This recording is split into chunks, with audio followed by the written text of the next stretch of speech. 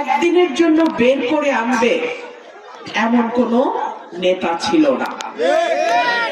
তাকে প্যারোলে বের করে নাই, তার স্ত্রী এবং সন্তানের মৃতদেহ কারাগারে গিয়ে সে 5 মিনিটের জন্য দেখতে পেরেছে।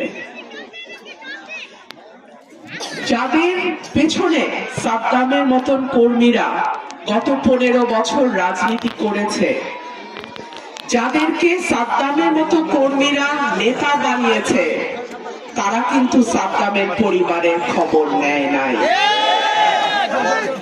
সাদ্দাম হয়তো ছাত্রলীগ করত, কিন্তু ছাত্র দলেও তো এমন কর্মী ছিল 15 বছর।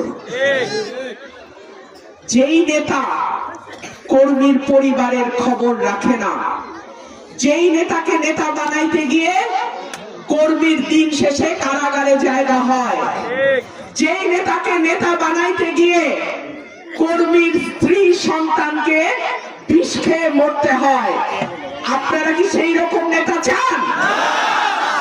গত 15 বছর কুতুব, বড় বড় কুতুব বিএনপির মোবাইল টেলিফোন বন্ধ, নম্বর বিদেশি, কর্মীরা সেই নম্বর জানে না। ঠিক কি ঠিক না?